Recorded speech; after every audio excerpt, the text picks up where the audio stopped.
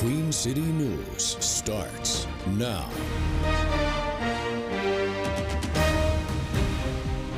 The issues of immigration and how immigration laws are being enforced are front and center in the Carolinas and across the U.S. Thanks for joining us at 10. I'm Caroline Boyer. We'll talk more about the Carolina side in a moment, but immigration nationally is at the forefront of key debates. In Minnesota, federal officials are putting an end to their ICE surge in Minneapolis after 2 deadly shootings involving agents. In Washington, funding for the Homeland Security Department will soon run out because of an impasse over how the Trump administration is enforcing immigration laws. But we begin tonight with a look at how North and South Carolina sheriffs are cooperating with federal officials on immigration enforcement. Counties around Charlotte have active relationships with Immigration and Customs Enforcement. Queen City News reporter David Schumann explains how those partnerships work. I think it's vital in the protection of our citizens. We want the bad people out of here. 10 sheriff's offices in the Charlotte area have agreements with ICE to help federal agents do their job. It starts with asking every single person who's booked in the county jails about their citizenship. Cabarrus County has been doing this since 2008. The results of those interviews and any other additional background information is forwarded to ICE. ICE then decides if it wants to place a detainer. That's an instruction to the county to hold the person for 48 hours after they're to be released, so ICE can come pick them up. But here's the thing, the criminal case has to be resolved before any federal immigration proceedings, and that includes completing a potential prison sentence. Let's make sure we get justice for the victims first. If that was not the case, I would not participate. A detainer, though, is just a hold. For ICE to take someone into custody when their criminal case wraps up, they need a warrant. Some counties, like Caldwell, help ICE out by having jail staff serve those warrants. They don't have to come out and physically serve the warrant. We're representative of immigration's ICE. Captain Thomas Bailey oversees the jail. He says ICE places 9 or 10 detainers a year on people arrested in Caldwell County. It's busier in Cabarrus. Sheriff Van Shaw says they average 1 a day. But the number of detainers issued has definitely increased because of different criteria that's being used, now versus a year ago or 2 years ago. Critics of detainer holds say they violate due process and further damage relations between immigrant communities and law enforcement. That might cause them to not want to call law enforcement, and which means that they are in bigger chances of being victims of crimes. And that just means that there is going to be a higher percentage or rates of Latinos not calling police officers. The Cabarrus County Sheriff sees his jail here as a safe transfer point, not only for the people going into ICE custody, but for the officers too. It prevents us from having a situation like in Minneapolis, where they don't have a process where the jails cooperate with ICE. So ICE is out in the street rounding individuals up, going into homes, going into places of business. Neither Cabarrus nor Caldwell counties work with ICE outside of their jails. In fact, the only sheriff's office in the Charlotte area with an agreement in place to enforce immigration out in the field is in Chester County, South Carolina. A spokesperson there says 3 deputies have been authorized and trained for it, but they haven't made any arrests. David Schumann, Queen City News. Besides Cabarrus, Caldwell, and Chester, all of the counties with agreements to work with ICE either declined or didn't respond to our interview requests. A partial government shutdown is all but guaranteed after lawmakers failed to reach an agreement to keep the Homeland Security Department funded. Negotiations have stalled, and members of the House and Senate are beginning a 10-day leave from Washington. Democrats want curbs on President Trump's broad campaign of immigration enforcement, including a code of conduct for agents and more use of judicial warrants. Republicans have their own requirements, like South Carolina Senator Lindsey Graham's demand for an end to sanctuary cities. We're trying to fix it, and we're not going to give up. And until you change the policies, you never stop illegal immigration. We have an obligation as members of Congress to fund a government that obeys the law. This Department of Homeland Security is not obeying the law. Lawmakers could be called back to Washington early if Republicans and Democrats reach an agreement. Border Czar Tom Holman says the ICE agent surge in Minneapolis is officially over. Holman says they're pulling out of the state after 10 weeks and 4,000 arrests in the Minneapolis area. Federal law enforcement are defending the operation, blaming local officials for the violent clashes with protesters. But critics point to the shooting deaths of Renee Good and Alex Preddy at the hands of agents during protests last month and federal officers' use of force. Would you consider pushing a woman down to the ground a de-escalation tactic? It can be, depending on the circumstances. I don't know what happened before this. There's got to be a better policy. Both shootings are under federal investigation. Homeland Security officials have also agreed to deploy body cameras on their agents. At least 14 students are recovering after their school bus went off a Gaston County road, crashing into a wooded area. Investigators say it happened at the intersection of Jenkins Dairy Road and Jenkins Road. Queen City News reporter Shakira Speaks shares what they and school officials are saying tonight. Gastonia first responders surround a Gaston County school bus that crashed into trees near the intersection of Jenkins Road and Jenkins Dairy Road Thursday afternoon. Police say the bus carrying 48 students went off road and ran into the woods. One child had a possible broken arm. District leaders say 14 students from Bessemer City Primary and Central Elementary School suffered non-life-threatening injuries and got hospital treatment. Pictures from Gastonia police show students had to exit the bus through the emergency back door because the front doors appeared to be blocked by a large tree. The bus, numbered 505, had to be towed out of the trees. Officials brought in another bus to carry uninjured students back to school where their parents were waiting. Shakira Speaks, Queen City News.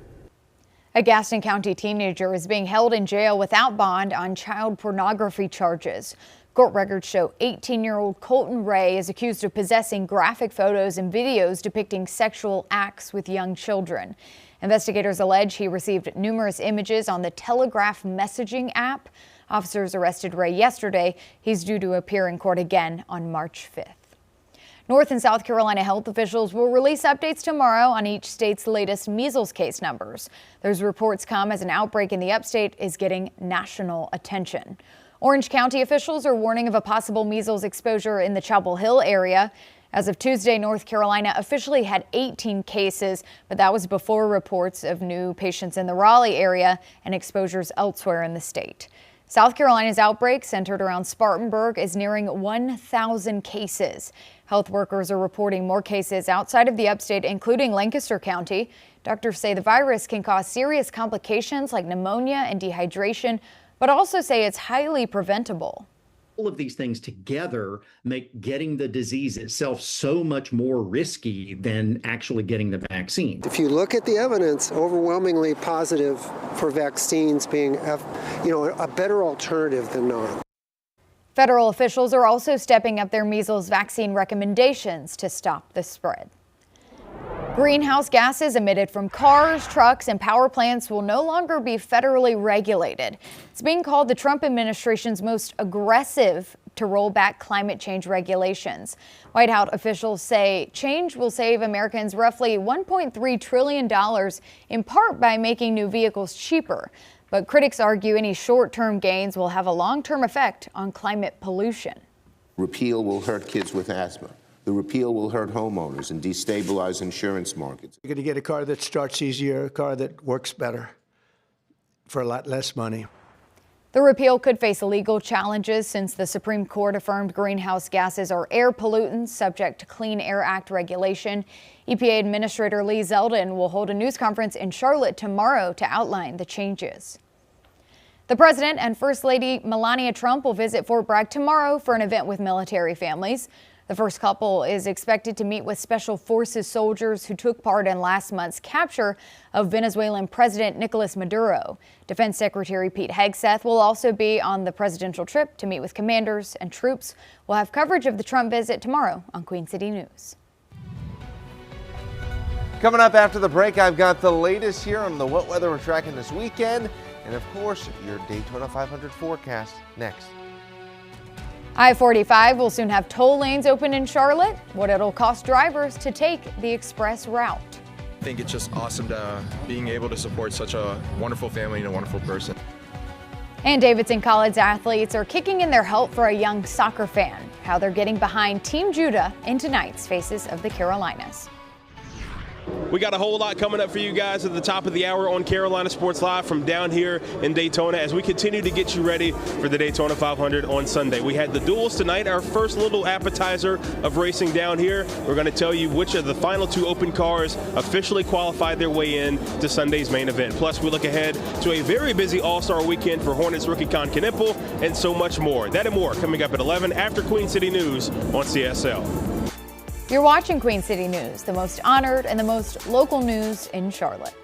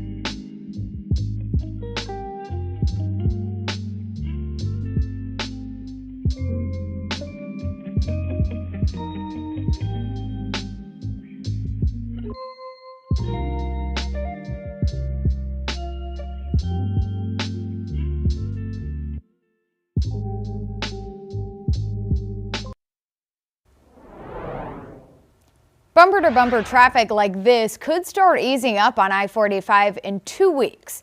The Express Lane project that began in the summer of 2019 is wrapping up with the lanes opening on February 28th.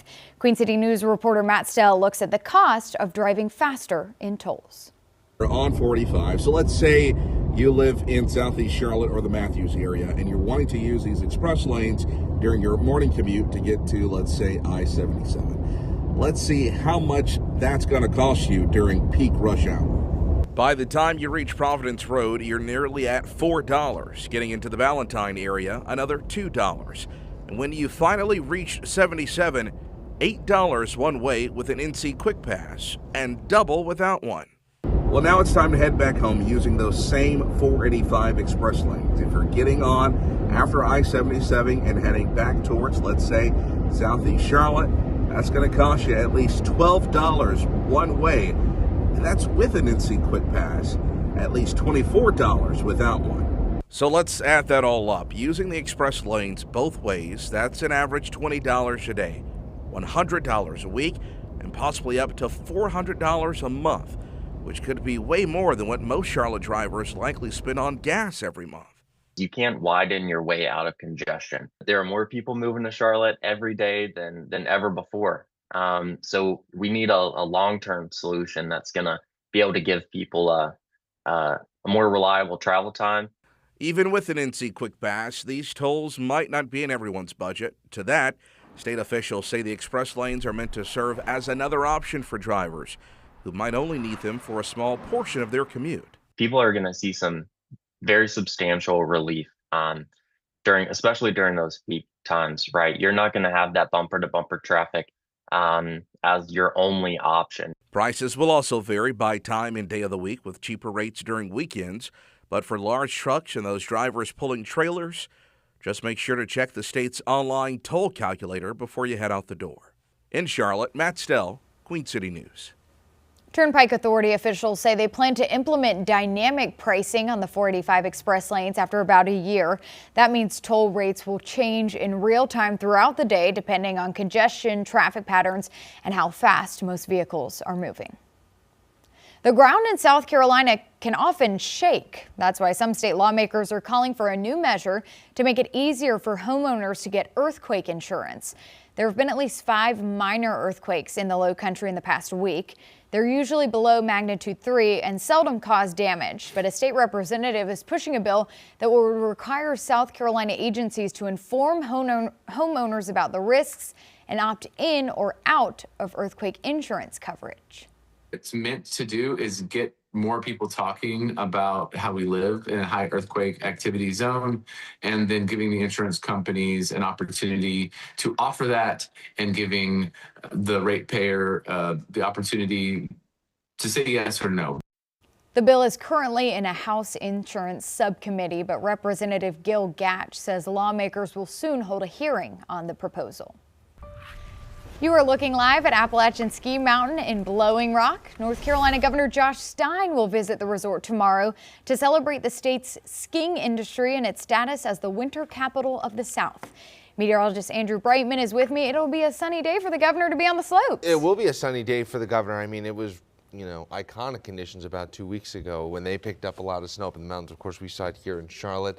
So yeah, it's been finally a good winter up across some of the higher elevations. But maybe you want the warmer weather? I do. Yeah, that's coming middle part of next week here. They won't be able to blow snow up at Beach Mountain probably this time next week here. But they got temperatures below freezing. They're blowing the snow. They're getting some fresh powder down. And we do have those cooler temperatures sticking around tonight. And as we go throughout your Friday here, really through the rest of the work week, we're going to see those cooler temperatures. Now, your Valentine's Day looking dry here across the Carolinas. Sunday, the day after, that's when we got the wet weather moving on in. Charlotte Live Cam right now, 45 degrees, winds out of the north about 8 to 10 miles an hour. Very, very dry conditions as well. Dew points down in the teens currently.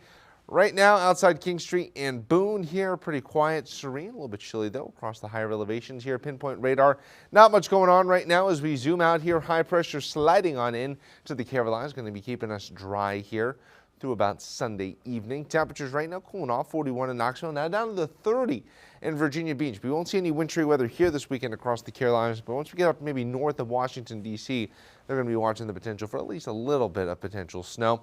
Temperature outlook, though, we're turning up the blowtorch here, the atmospheric blowtorch, that is, as we go through the middle and latter half of next week. It's going to be getting warm out there across the south. Futurecast overnight tonight, temperatures getting down probably right around the freezing mark or so. Chilly start here on your Friday morning. A little bit more sunshine, though, expected here as we go throughout your Friday. Temperatures likely getting up mid to upper 50s here are expected across the region as we keep moving forward into your Friday evening. We keep those mostly clear skies around into your Saturday.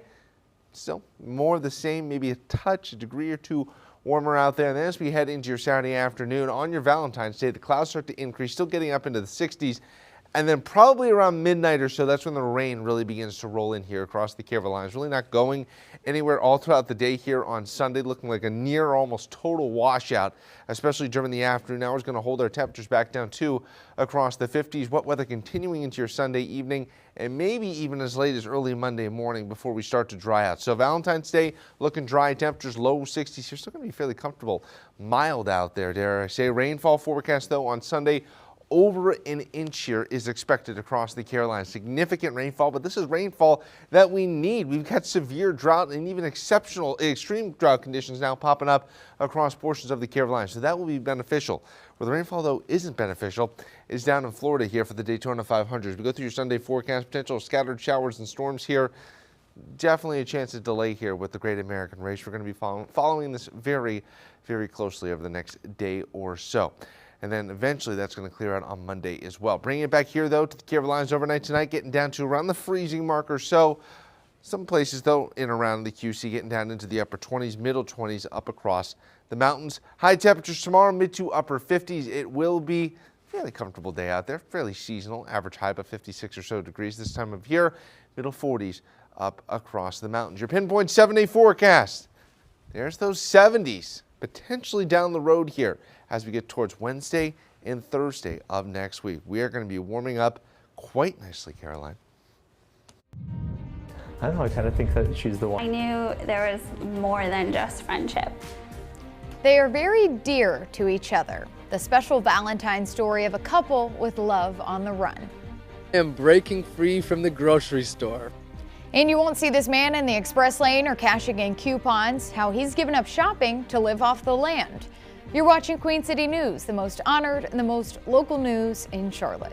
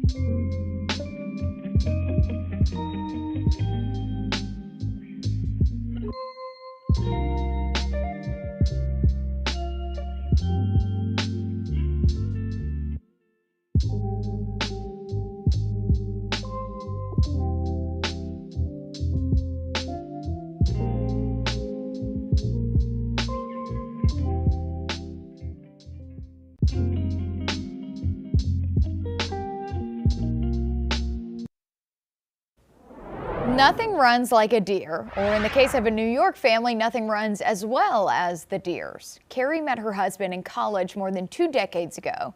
As they share their love story, take note that John Deere is wearing green.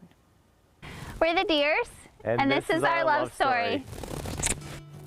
My heart was beating really fast from the first moment I saw him. Oh, she's a very good runner and was in high school and was in college, much better than I ever was. I first met him when he ran onto the cross-country team his junior year at St. Rose. I was like, I need to meet him. Our first date, we went out. We went to Paulie's Hotel, which is, I don't know if it's still around anymore, but it was a classic St. Rose haunt. Quarter night was special because college kids are broke and you don't have a lot of money and you want a beer. Not a good beer, but a beer. I think I mentioned to my sister then, like, hey, I'm dating this girl, and I don't know, I kind of think that she's the one. We had our first kiss that night, so I knew there was more than just friendship, and ever since then we've really been inseparable. It was pretty early on that I knew it, but I didn't ask her to marry me until years later after we were dating for a while.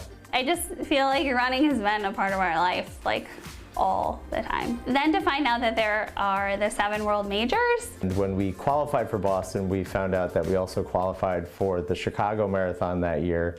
Since we've done the 3 of them together, crossing hand in hand, there's no other way to run those other ones than to do it like that together. A lot of jokes like nothing runs like a deer. Hey dears, nice to see you. They'll see us running more than they would see us in our car or out anywhere else.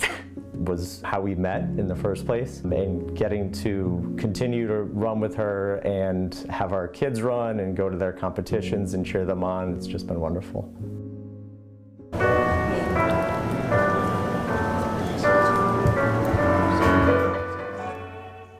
A senior living center in the Chicago suburbs hosted a special ceremony today, celebrating 400 years of marriage. 7 couples walked down the aisle to renew their wedding vows heading into Valentine's weekend. The ceremony was extra special for Chuck and Agnes Free, who tied the knot 71 years ago today. They shared the secret to their long marriage. Went into it with the intent that you're going to be there. This is not a part-time job. Get over the small stuff. Yeah. Make a big deal out of it. Congratulations to all the couples as they celebrate their continued wedded bliss. There's a crowded field of candidates hoping to succeed Henry McMaster as South Carolina's governor, who the Republican chief executive is backing in the state's upcoming primary. And the FBI ups the ante in the search for Nancy Guthrie, the money they're offering to find her 2 weeks after her Arizona abduction. You're watching Queen City News, the most honored and the most local news in Charlotte.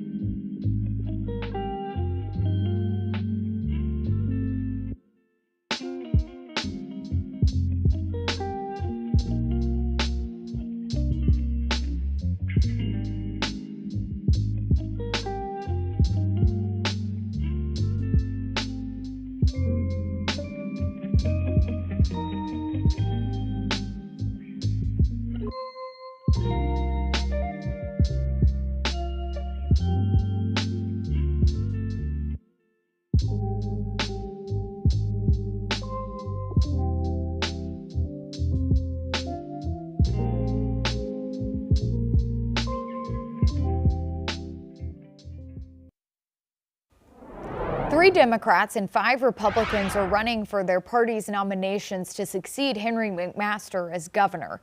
McMaster is term limited, but the Republican leader is endorsing his Lieutenant Governor Pamela Evette in the June primary. As chief political correspondent Andy Weber tells us, that could help Evette stand out in a very competitive contest.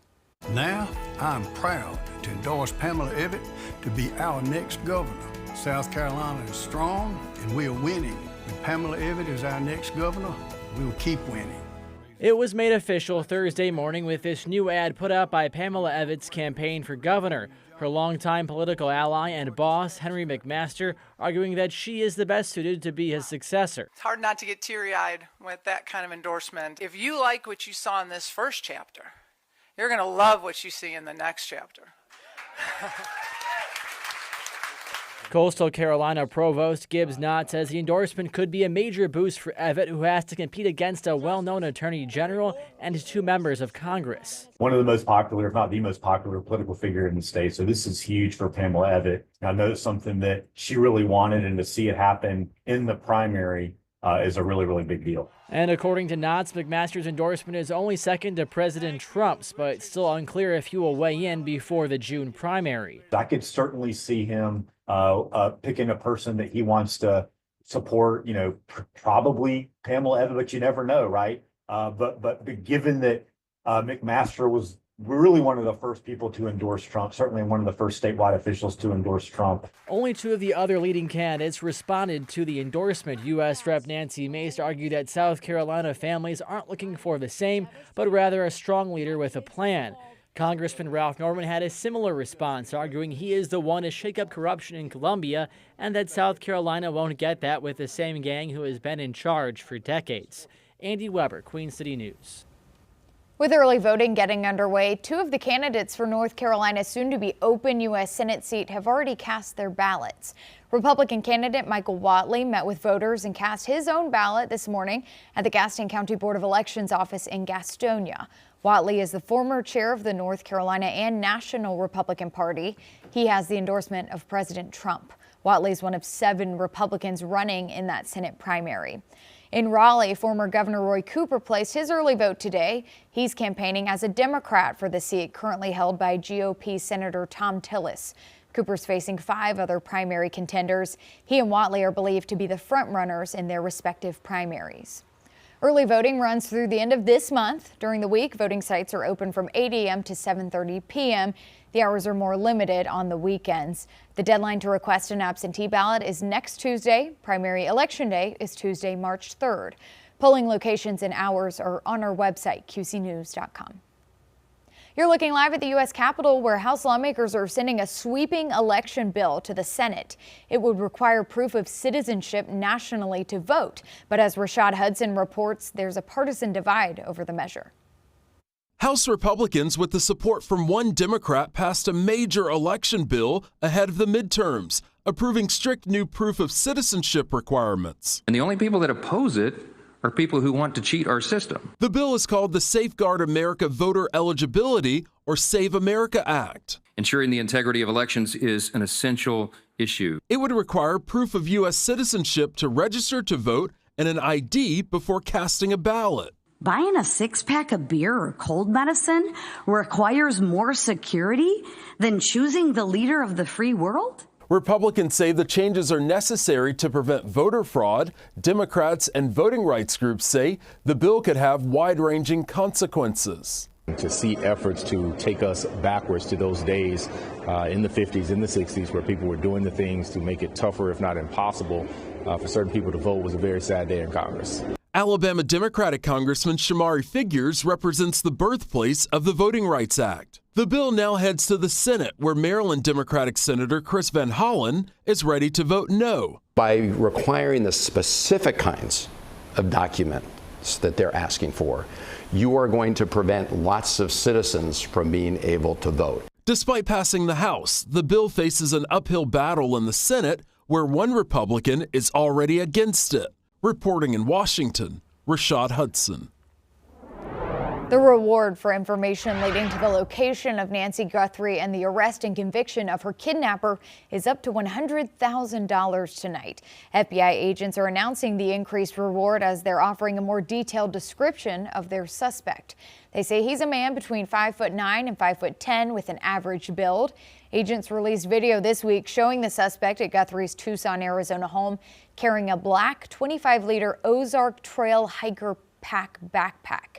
Guthrie is the 84-year-old mother of Today Show anchor Savannah Guthrie. Investigators say they've received thousands of tips since Nancy's disappearance on January 31st. This is the exact antithesis of a cold case. Public interest out here in the Tucson area is through the roof. Each day we learn new developments, and that is advancing the investigation step by step. Today, Savannah Guthrie released an emotional video on Instagram showing her with her mother and siblings when they were children. In the post, she wrote, "Our lovely mom, we will never give up on her. Thank you for your prayers and hope." A judge says he will make his sentencing decision tomorrow morning for a Raleigh teen who killed 5 people and hurt 2 others in a mass shooting. Prosecutors and defense attorneys delivered closing arguments this afternoon in the case of 18-year-old Austin Thompson. He went on a neighborhood rampage in October of 2022. The victims killed included his own brother and a Raleigh police officer. Assistant District Attorney Patrick Latour argued Thompson never deserves to be free again, but the defense lawyer argued Thompson has already shown he can grow and learn and wants him to have the chance to do that one day outside of prison. This is a tragedy all the way around, but it's not an unavoidable tragedy, and it wasn't an unavoidable tragedy then. It was a tragedy that he chose to inflict upon all of these people, including his own family. Austin Thompson's life has value. And just like truth, that intrinsic human value is there whether you recognize it or not. I ask that you do, and I ask that you sentence him to a consolidated life with the possibility of parole summons. Thompson will not receive a death sentence because he was 15 at the time of the shootings. The judge will reconvene the hearing at 9:30 tomorrow morning. South Carolina Law Enforcement Division agents are investigating a dispute between a husband and wife. Most domestic cases are handled by police or deputies. But as Ripley Simone reports, this incident in the town of Duncan stands out because of where it happened and who was involved. Duncan Police Chief Ben Cox tells me that he was notified of a fist fight that happened between 2 town employees inside Duncan Town Hall. Those 2 employees have been identified as husband and wife Cameron and Misty Fant. Cameron serves as a town administrator and Misty as town events coordinator. State agents confirmed the 2 got into a physical fight inside the town hall building on Friday, February 6th. Duncan police say once they found out, they took immediate action. I was notified of an altercation that took place inside the Duncan Town Hall. Due to the details that were provided to me and the parties that are involved, the South Carolina Law Enforcement Division was immediately contacted, and a request was made for them to complete the investigation into the incident. According to the town agenda, a closed-door executive session was held Tuesday night, where the Fant's employment, discipline, and potential release was discussed between council members. Mayor Shirley Clopton was given the final say on the decision, but no word on that has been shared. In a statement sent to 7 News by the South Carolina Law Enforcement Division, they confirmed their investigation is active and ongoing. Chief Cox explained that although his department initially responded, they handed over the investigation to SLED to avoid any conflicts, which is standard protocol for these types of situations. I contacted SLED, but just due to the conflict of interest, because town employees were involved, and Duncan Police Department didn't need to be the one investigating town employees.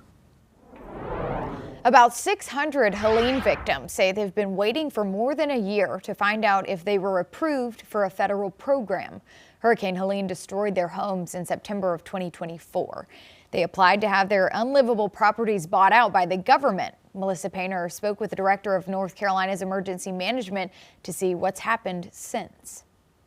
Houses in western North Carolina destroyed by the remnants of Hurricane Helene almost a year and a half ago. A federal program offered to help the homeowners, but they're still waiting. Here's the dashboard that shows applications through FEMA's Hazard Mitigation Grant Program. Finally, last month, the federal government said yes to 82 homeowners, but 505 still don't have an answer. Their applications are complete. Now, even after approval, the process is long and complicated. It's kind of like selling a house destroyed by a natural disaster with the federal, state, and county governments involved. So I think as a part of this acquisition, for us, it's not just the purchase of the property or the local jurisdiction. It's not just the purchase of the property. It's also the demolition of the structure. And so we're not working through just the real estate transaction piece of it, but also the returning that space to green space. Again, with the intent being to buy down that risk, to mitigate the risk on the community for future flood events. That's an important part of this program, hazard mitigation. It not only helps Helene victims by paying them the pre-storm value of their property, but allows the county to take over the deed and make sure nothing is built on that flood-prone land again. It's the near-term immediate risk of how do we take an individual or family and move them out of what could be a flood-prone area, right, to minimize and mitigate that risk, but also have the green space available in a community to continue to adjust or help with runoff or water retention. And so it does both things. So to do that, how much longer will these hundreds of other homeowners have to wait on the federal government? That was Melissa Painter reporting. The good news is experts agree North Carolina's hazard mitigation program is considered one of the best. But even with that, after the federal government approves, it typically takes about a year for the homeowner to be done with the process. Coming up after the break, talking more about the chilly temperatures tonight and all the wet weather ahead this weekend. My full forecast next. Everyone needs a rooting section now and then. You'll meet a boy with a big following, boosting him as he tries to kick cancer in tonight's Faces of the Carolinas. You're watching Queen City News, the most honored and the most local news in Charlotte.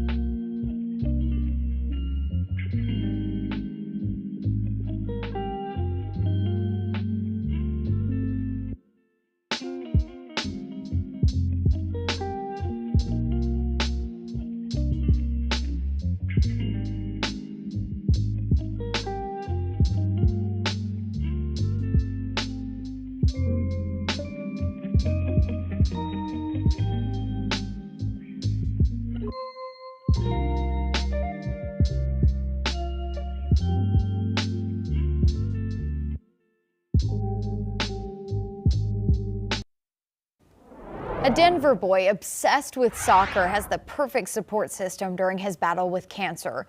It includes nonprofit groups that encourage a kid to be a kid. Queen City News storyteller John Lee has the story in tonight's Faces of the Carolinas. No matter where you are in life, it's nice to have a rooting section.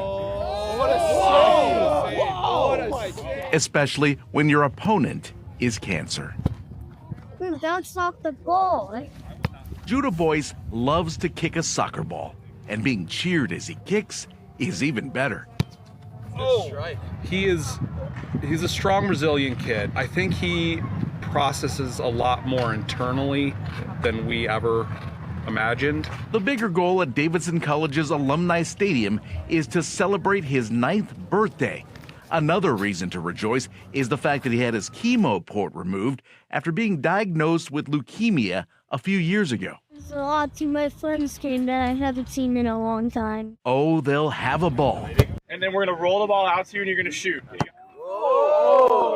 Davidson's men's soccer team That's an advanced shot. is the life of the party.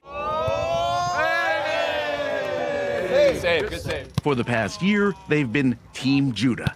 It's a sense of getting off the field, getting out of the classroom, and doing something for the greater good is awesome. Nonprofits like Cool Kids Clubhouse and Team Impact have wrapped their arms around the Boyces. Just, it's meaningful and it's kind, and today we just are so blessed that they all came out. Team Impact connects kids like Judah with college sports teams, and everyone wins. The Davidson soccer team has given Judah an extra support system outside of his family, which has meant the world. And they've been wonderful. And the guys have a group text where they send funny memes and videos to each other. Coming to our soccer games or having fun. I think it's very good, especially having Judah around to be in this team environment, especially through everything he's been through. Thank you. Appropriately, Cool Kids Clubhouse threw this soccer-themed party for Judah. Come sit on this side. Cool Kids has also given him crafts and Lego sets. It definitely takes a village, really. There's different sides of a cancer diagnosis, things that people don't really see. Happy birthday, dear Judah. This birthday even more poignant when you consider that Judah is in remission. We saw so much beauty and love in our local community here. He is starting to come back now, which is awesome to see. A comeback story thanks to the rooting section the Boyces never knew they had until they needed it. It's a lifeline when everything else is lonely. Here, we'll leave it like that. Go ahead. Go. At Davidson College, John Lee, Queen City News. To find out more about Cool Kids Clubhouse or Team Impact, go to our story at qcnews.com. We wish Judah good health and a happy birthday. You're looking live at King Street in Boone, where temperatures will be below freezing overnight, but there is a warm up on the way. Meteorologist Andrew Brightman is with me now. Andrew, we also have some rain in our forecast before we get a big warm up coming our way next week. Yeah, that's right. We've got a lot of rain in the forecast here on Saturday. Going to be near total washout here across the Carolinas, but this is very beneficial rain that we really need across the region as we go throughout this weekend. It's been a very, very dry fall, winter here across the Carolinas, but at least a little bit of drought relief is on the way here this weekend. It will be warmer and dry for your Valentine's Day here across the Carolinas. Not concerned about any weather Saturday.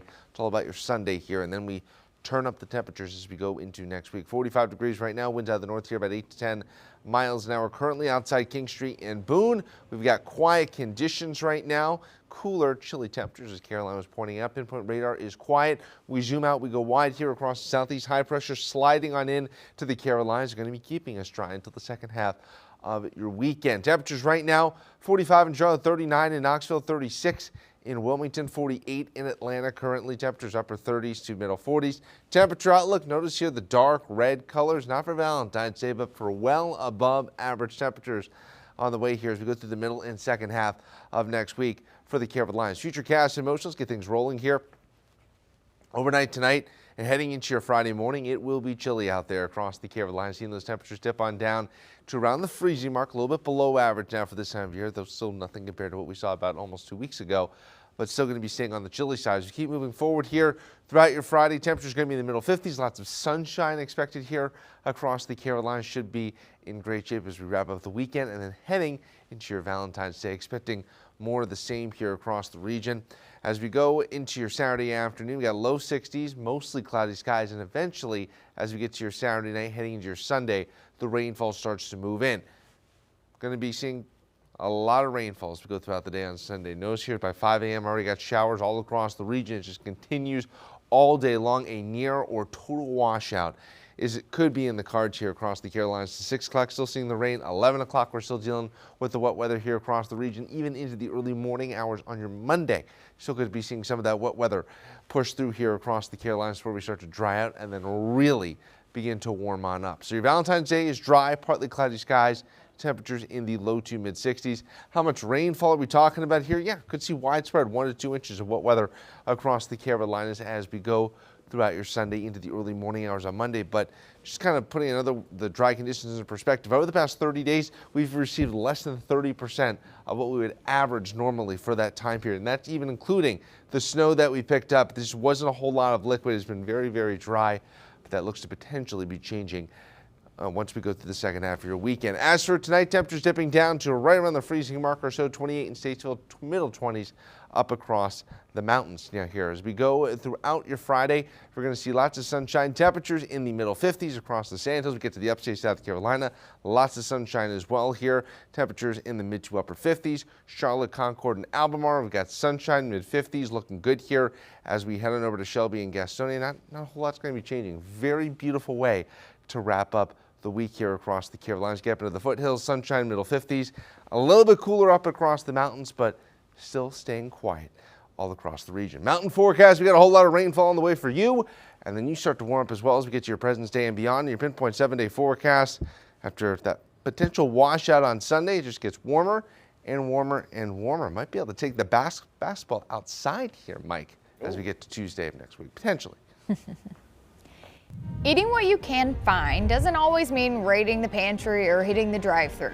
The man who makes his meals from what's in his environment. And Mike Lissette is here with a preview of Carolina Sports Live at 11. Now we're going back to Daytona, got the duel going on there. 2 races, we're going to decide the 3rd and 4th spot and everything behind that for the big race on Sunday. That's all coming up in about 10 minutes on Carolina Sports Live. You're watching Queen City News, the most honored and the most local news in Charlotte.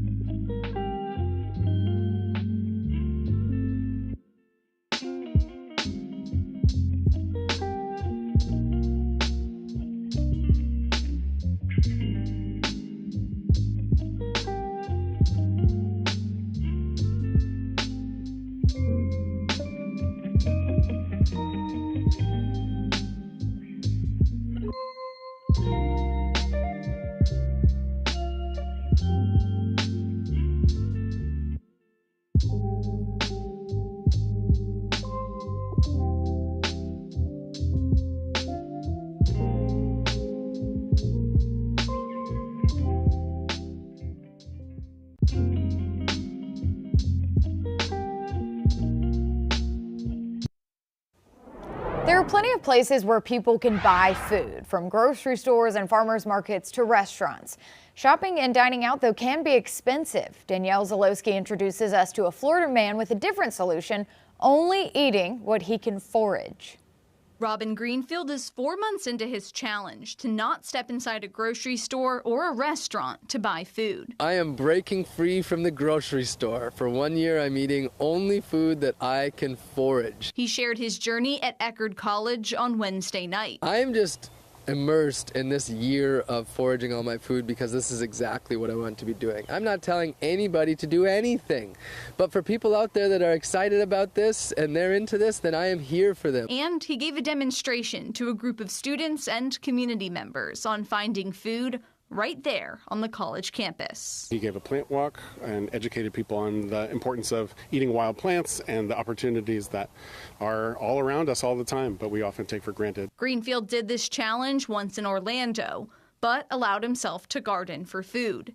Now he's living in northern Wisconsin on Lake Superior and doing it without that luxury. I preserve a lot of food, so there's canning and freezing and dehydrating. Some students say they might even join him in foraging for a little food. I think that learning about this definitely will change my perception of food and how we view food as a society. He brought a new lens for us to look at. You know, a lot of the plants that he brought up were weeds and things that we may bypass on a normal basis, but with his knowledge now, I know that there's so many other possibilities. And Greenfield says it's not an all or nothing commitment if you want to start.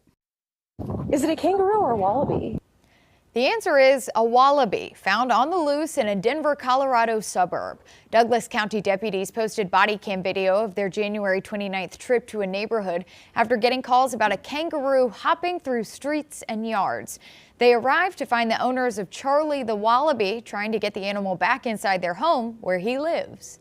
The neighbors called it in, and our dispatch didn't know how to categorize it. It is for real. It turns out Charlie is well known and has his own Instagram page. He's named for former Colorado Rockies player Charlie Blackmon. The wallaby has 5,000 social media followers. You're watching Queen City News, the most honored and the most local news in Charlotte. We'll be right back with a final check of your pinpoint forecast, followed by Carolina Sports Live.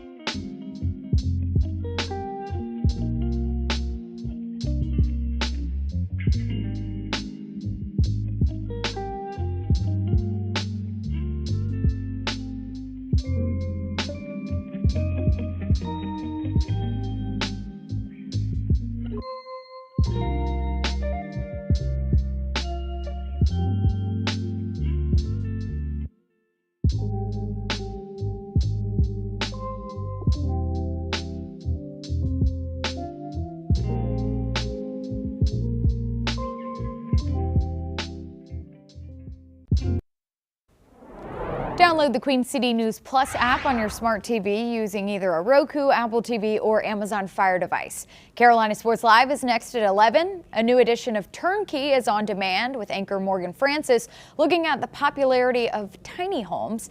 And May K. Beeler talks with the founder of the People's Disclosure Movement on a new episode of We Are Not Alone. Watch it all on our new Queen City News Plus app.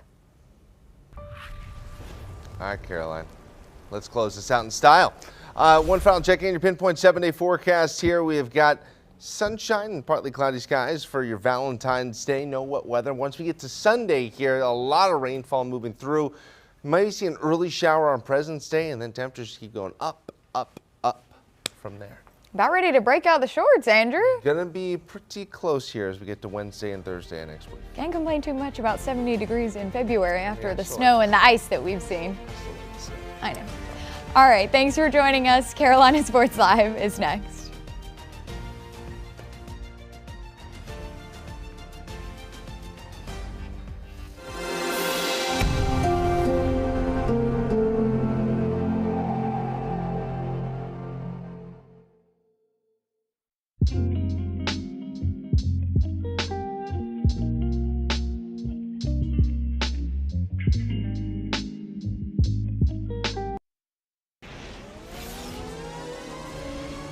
Now, it's CSL, Carolina Sports Live. Right now on CSL, the field for the Daytona 500 is officially set. The duels at Daytona are in the